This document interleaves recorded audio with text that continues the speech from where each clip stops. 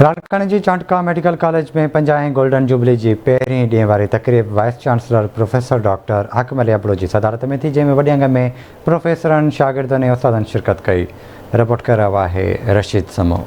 लाड़काने जे चांटका medical college में 50 golden jubilee जी पहिरें ॾींहं वारी तक़रीब vice chancellor professor doctor Hakim Ali Abro जी सदारत में थी, जंहिंमें dean professor doctor Safdar Ali Shaikh, dean professor Saeed Aman Shaikh, registrar professor Abdul Hafeez Bhand, principal professor Gulzar Ahmed Shaikh ऐं vice principal doctor Shahid Hussain Soomro ऐं ॿियनि शिरकत कई। हर ज़िले मां पहिरें 5 शागिर्दनि समेत 36 शागिर्दनि खे शील्डियूं ॾिनियूं वयूं। बाद में चांटका मेडिकल कॉलेज में ख़िदमत सरंजाम ॾींदड़ रिटायर्ड प्रोफेसरनि जे मान में आजाणो ॾेई खेनि एज़ाज़ी शील्डियूं ॾिनियूं वयूं। उन मौक़े ते तकरीब में मौजूद शहीद मोहतरमा बेनज़ीर भुट्टो मेडिकल यूनिवर्सिटी जो vice chancellor doctor professor Hakim Ali Abro, professor Saifullah Jamro, professor doctor K Das समेत गिरदन ऐं शागिर्दनि आवाज़ न्यूज़ सां ॻाल्हाईंदे चयो त असांजी जेकी 50 बैच गोल्डन जुबली बैच जी एडमिशन थी आहे, उन्हनि जो अॼु डे 1 सेलिब्रेशन हुई।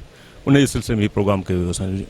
बेसिकली असां जो ही डे 1 मल्हाईंदा ईंदा आहियूं असां काफ़ी टाइम खां वठी, पर हिन दफ़े ख़ासि करे इन करे असांजो इम्पॉर्टेंट हुयो छाकाणि ही असांजे कॉलेज चांटका मेडिकल कॉलेज जो 50वीं बैच आई। असीं सोचियोसीं त हिन खे असां अहिड़े नमूने मैनेज कयूं जो थोरो यादगार रहिजी वञे। असां हिन में इहो कयोसीं त असां जेके बि टॉप 5 जेके असांजा स्टूडेंट्स हुआ, जेके बि में जेके मुख़्तलिफ़ डिस्ट्रिक्ट में आया, उनखे शील्डियूं ॾिनियूंसीं। 50 बैच में गोल्डन जुबली आहे चांटका मेडिकल कॉलेज जो। मां पाण चांटका में पोस्ट ग्रेजुएशन कई 8वीं बैच में। सो बीइंग चांटकन असां सम्झूं था तमामु सुठो ऑर्गेनाइज़ प्रोग्राम थियो, जंहिंमें सभु सीनियर डॉक्टर्स जेके हितां रिटायर थिया आहिनि, जेके सर्विस कई आहे, उन्हनि खे बि इनवाइट कयो वियो। पेरेंट्स बि मौजूदु हुया ऐं स्टाफ बि सॼो मौजूदु हुयो ऐं तमामु ओपन डिस्कशन थी। अहिड़ी ओपन डिस्कशन थी जिन में पेरेंट्स बि सवाल कया ऐं उनखे सुठे नमूने असांजे वाइस चांसलर साहब प्रोफेसर हाकिम अली अबड़ो साहब मुतमिन कयो। अहिड़े क़िस्म जा इंटरेक्शन्स ऐं स्टार्ट आहे माशाल्लाह। इंशाल्लाह अॻिते बि अञा बहितर थींदो, इन जी सख़्तु ज़रूरत आहे। असांजे लाइ तमामु अहमियत वारो ॾींहुं आहे, छो जो मां बि हिन कॉलेज जो 5 साल प्रिंसिपल रहियो आहियां ऐं हिन कॉलेज जो ग्रेजुएट आहियां। अॼु असां वटि 50 बैच स्टूडेंट्स जी एडमिट थिए पई, जंहिंखे गोल्डन जुबली बैच चऊं पिया। ऐं हिन कॉलेज जी 50 साल उमिरि थी चुकी आहे ऐं कॉलेज में काफ़ी चेंजिस आयूं आहिनि। ज़रूरु आणण वणंदड़ वाक़ियात बि थियनि था, जिते चेंज थींदी आहे कुझु न कुझु नफ़ा नुक़सान ॿई थींदा आहिनि, पर बेनिफिट बि घणा आहिनि। काफ़ी अॻे खां हिन कॉलेज में हाणे तइलीम जे हिसाब सां, माहौल जे हिसाब सां काफ़ी चेंज आई आहे। हिते अची मां ॾाढो इंस्पायर थी आहियां। फर्स्ट ऑफ ऑल त मुंहिंजी हिते CMC में एडमिशन थी चुकी आहे, बट हिकिड़ो हूंदो आहे कि काफ़ी एक्सपेक्टेशन रखी करे पेरेंट्स बि उन मां अची करे ॾिसंदा आहिनि त कहिड़ो इन्वायरमेंट आहे, कहिड़ो माहौल आहे।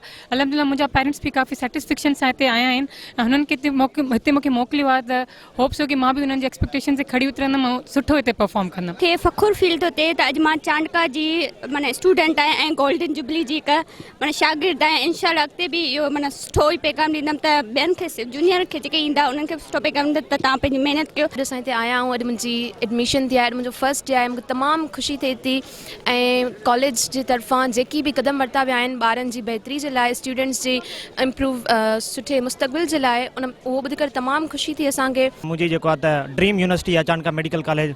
मां बेसिकली बैकवर्ड एरिया घोटकी खां बिलोंग कयां थो ऐं अल्लाह पाक जा लख एहसान आहिनि जो मुंहिंजी ड्रीम यूनिवर्सिटी चांटका मेडिकल कॉलेज में जेको मेरिट बेसिस ते सिलेक्शन थी आहे। जेको बि सरवारनि ॻाल्हायो, प्रोफेसर्स, प्रिंसिपल, सभिनी ॾाढो सुठो ॻाल्हायो ऐं ॾाढी ख़ुशी थी। सभई जेके ॿार असांखे ॾाढो सुठो फील थिए थो ऐं ख़ुशी थिए थी सभिनि लाइ, जेके बि सिलेक्ट थिया आहिनि, जेके बि ग्रेजुएट थियनि था, असांजा सीनियर्स, असांजा बैचमेट्स, सभिनी लाइ ख़ुशी थिए थी। तक़रीब में वॾे तादाद में शागिर्दनि ऐं उस्तादनि, रिटायर्ड प्रोफेसरनि समेत शागिर्दनि जे वालिदैन शिरकत कई। कैमरामैन यासीन समो सां गॾु रशीद समो, आवाज़ TV, लाड़काणो।